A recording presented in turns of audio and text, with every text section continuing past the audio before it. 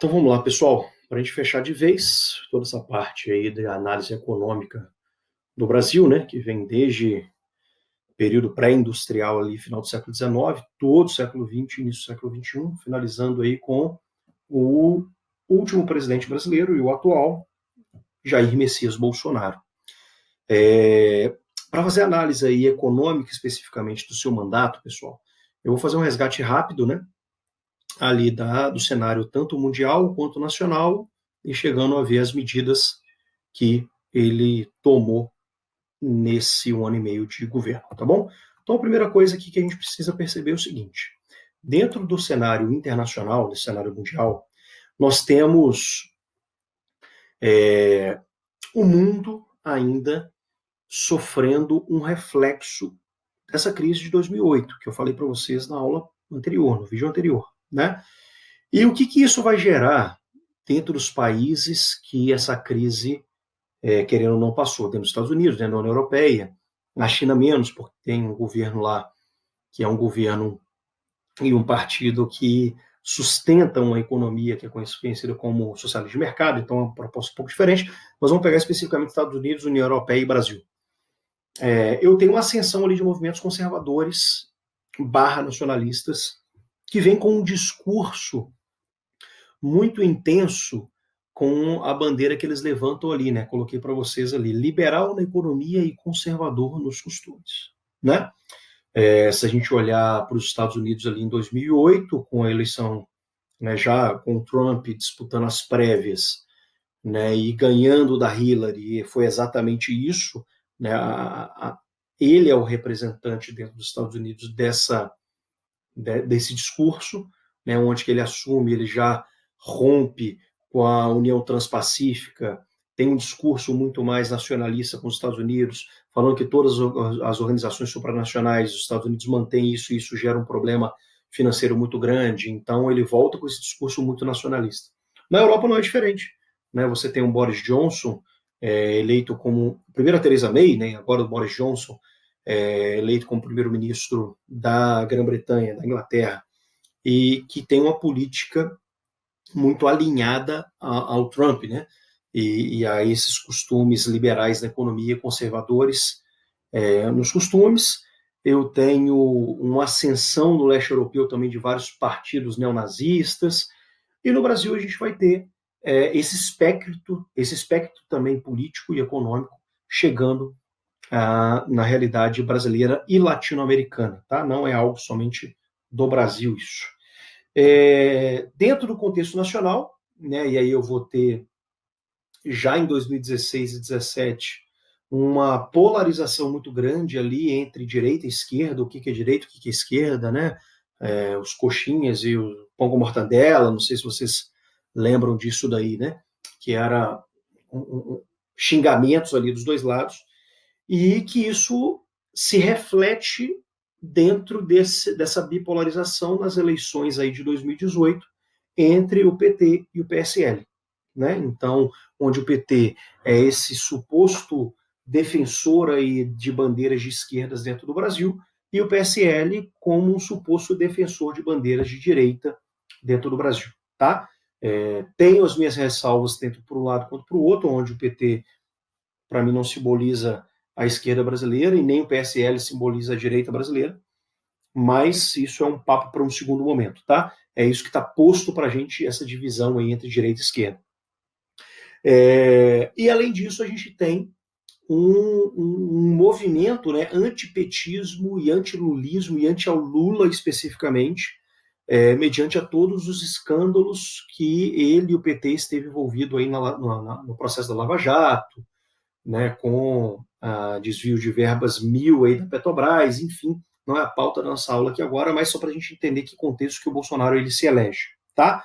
Lembrando que o Lula, ele era o até então candidato à presidência, e nas prévias ali ele vinha ganhando, e o PT vinha ganhando, porque não tinha sido ainda julgado, não tinha sido condenado, então, em tese, ele não tinha tido nenhum envolvimento e nenhum crime comprovado. Então, ele podia concorrer ao cargo de presidência. Mas uma vez que todo o processo foi conduzido pelo Moro, onde ele foi condenado em primeira instância, em segunda instância, foi preso em Curitiba, e aí automaticamente quem assume seu lugar foi o Haddad. E como o julgamento aconteceu no período eleitoral, toda essa atmosfera aí de antipetismo e antilulismo, isso se intensificou muito, e foi um trunfo na manga para o Bolsonaro, muito interessante para ele, né? E eu chamo a atenção aqui de vocês, né, que o Bolsonaro ele tem e teve, né, naquele momento, hoje talvez bem mais fragilizado por todos os escândalos que tanto a família dele quanto ele vem passando aí nos últimos 6 meses, vamos dizer assim, né, que está sendo investigado, mas querendo ou não, o Bolsonaro em 2016 tinha um apoio muito grande tanto da população quanto dos políticos, né? Lembrando aí que ele tem apoio majoritário na Câmara dos Deputados, onde ele tem o apoio das 3 maiores bancadas. Quais são essas maiores bancadas? A gente chama a bancada BBB, né? Não é Big Brother Brasil, não. Mas o BBB seria Boi, Bíblia e Bala.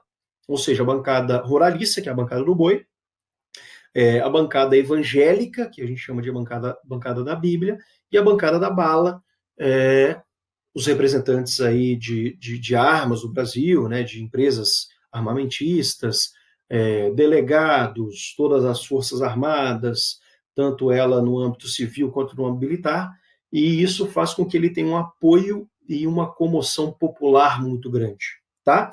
Então é dentro dessa atmosfera aí que o Bolsonaro está, tanto de uma atmosfera tanto internacional quanto nacional, e quantas vezes a gente não escutou ele dizer exatamente isso.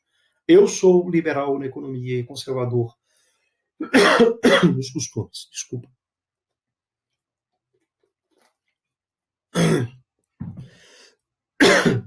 E conservador nos costumes. Então, mediante essa situação, vamos lá. Quais são os desafios aí do seu mandato, né? Dos 4 anos de mandato dele. O primeiro, ele tem um alinhamento com um flerte com o que a gente chama de liberalismo clássico. Não é o liberalismo do século XVIII, óbvio, mas já o liberalismo do século XX, daquele que a gente trabalhou lá um pouco com a crise de 29, né, onde que a pessoa que vai levantar e defender essa bandeira é o Paulo Guedes, que é um economista muito respeitado dentro da esfera de economistas do liberalismo, mas muito criticado para outros ramos, né? E aí eu não vou entrar no mérito se ele é eficiente ou não, se ele é competente ou não, só estou mostrando para vocês que existe ali um lado que agrada muito e gosta muito das políticas dele, e outros não, tá? O Bolsonaro se elege muito com a pauta de reforma da Previdência e reforma tributária, lembrando que a reforma da Previdência passou, né? Então, isso foi aprovado aí no finalzinho do ano passado, né? Essa nova estrutura de reforma da Previdência, e a reforma tributária ainda está em conversa na Câmara, mas uma conversa muito tímida, porque mesmo dentro da ala ali que apoia o Bolsonaro, não tem muito clareza de qual é a proposta de reforma tributária que vai se colocar aí para votação, tá? Então, no âmbito nacional, basicamente, seriam esses três pilares, né? Uma estrutura muito liberal, economicamente falando, né? Tanto que vem com muita política aí de privatização, a intensificação e o acordo aí com a própria privatização da Embraer, que voltou atrás agora em abril, mas só devido a uma situação econômica mundial, mas muito provavelmente isso vai continuar. A Embraer vai ser vendida para a Boeing, com certeza, assim que tudo isso se regularizar. Quando eu falo de reforma da Previdência, isso também é uma reforma que está alinhada à estrutura neoliberal, e a reforma tributária, mais uma vez. Ou seja, e quando eu falo de tributação aqui, eu estou falando do médio e pequeno empresário, tá? Eu não estou falando de uma tributação da classe trabalhadora em si, que é a que carrega o piano nas costas, que seria a classe média, né? Não está olhando tanto para isso, mas mais para o setor da indústria, tá? No que se refere à geopolítica internacional, eu vou ter ali o realinhamento com os Estados Unidos, ou seja, com a grande potência tradicional, e que isso automaticamente, né, dentro da geopolítica, se você está alinhado com um país, né, e você levanta essa bandeira, né, tanto os Estados Unidos quanto Israel, de uma maneira muito apaixonada, vamos dizer assim, né, que o Bolsonaro ele fala com muita paixão sobre tudo dos Estados Unidos e de Israel, automaticamente você desagrada uma série de outros países, né? Então, ouvir as costas para uma série de outros países de maneira diplomática. Você agrada Israel e desagrada a Arábia Saudita, que é o maior comprador de carne do Brasil. Você agrada os Estados Unidos e desagrada a China, que é o maior parceiro econômico do Brasil nos últimos 10 anos. Então, a partir do momento que a gente vira, né, esse eixo de alinhamento internacional, eu automaticamente enfraqueço laços que foram estabelecidos anteriormente. E aí eu coloquei para vocês aqui esse enfraquecimento com relação aos BRICS. Né? O Brasil ele era o protagonista, né, o país anfitrião dos BRICS, por uma série de motivos, e hoje o Brasil ele está muito afastado dessas relações que ele vinha estabelecendo ao longo dos governos anteriores, né?